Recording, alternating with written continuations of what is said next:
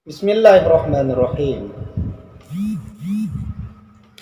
Ada pertanyaan dari kawan-kawan berkenaan dengan apakah orang-orang yang terjadi musibah di jalan, terjadi tabrakan di jalan termasuk bagian daripada mati syahid. Ini akan coba kita bahas pada kesempatan yang mulia ini. Lebih-lebih selama ini ada video yang viral berkenaan kejadian di lampu merah Balikpapan yang menewaskan beberapa orang. Yang jadi pertanyaannya adalah apakah orang yang mati pada saat itu, yang meninggal pada saat itu bagian daripada mati syahid? Ini sebenarnya hal yang sangat menarik untuk dibahas pada kesempatan yang mulia ini. Bila kita berbicara tentang syahid, maka yang terbayang dalam pikiran kita adalah orang yang mati syahid tempatnya adalah surga. Tempatnya adalah surga, itu yang terbayang dalam pikiran kita.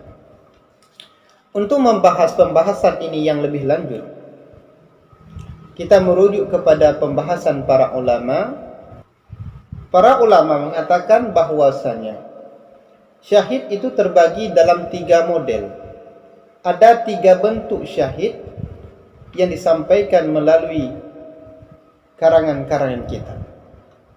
Yang pertama ada disebut dengan syahid dunia dan akhirat. Syahid dunia dan syahid akhirat. Siapakah orang ini? Orang ini adalah orang-orang yang berjuang di jalan Allah, memerangi orang kafir, tujuannya karena Allah Subhanahu wa taala. Tujuannya hanya untuk menegakkan agama yang benar di bumi ini. Maka orang yang syahid seperti ini tempatnya Allah jamin dalam surga Allah Subhanahu wa taala. Adapun kewajiban yang harus kita laksanakan bila seseorang mati syahid yang seperti ini, kewajibannya hanya menguburkan dan mengkafankan. Sedangkan memandikan dan menyolatkan tidak diperintah dalam bab ini.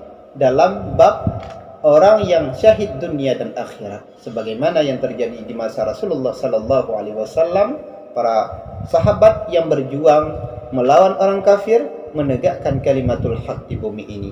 Mereka adalah orang-orang yang dijamin oleh Allah Subhanahu wa taala surga Allah Subhanahu wa taala. Kemudian yang kedua, ada syahid akhirat saja. Di dunia dia tidak mendapatkan pahala syahid. Syahid akhirat saja. Siapakah orang itu?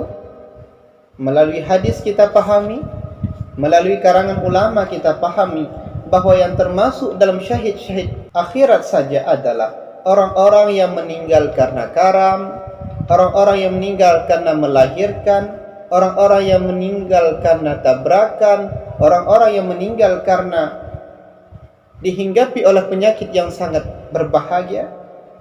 Orang-orang yang seperti ini termasuk dalam bagian mati syahid akhir. Berarti orang yang terjadi tabrakan di jalan, seperti kejadian yang viral selama ini di Balikpapan, tabrakan yang terjadi di lampu merah itu, mereka adalah bagian daripada bagian orang yang mati syahid akhirat. Bila seseorang mati syahid akhirat, beda dengan mati syahid dunia dan akhirat.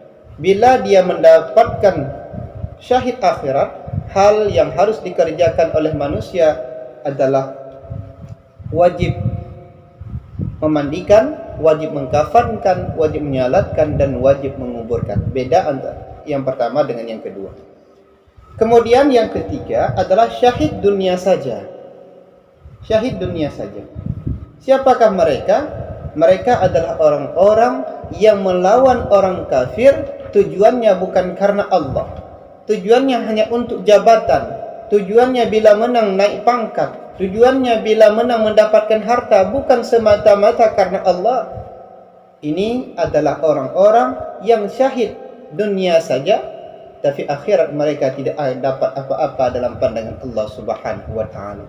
Maka kewajiban di atas orang yang mati syahid seperti ini, seperti biasa, orang itu tetap tidak diwajibkan untuk mandi dan tidak diwajibkan untuk disalatkan.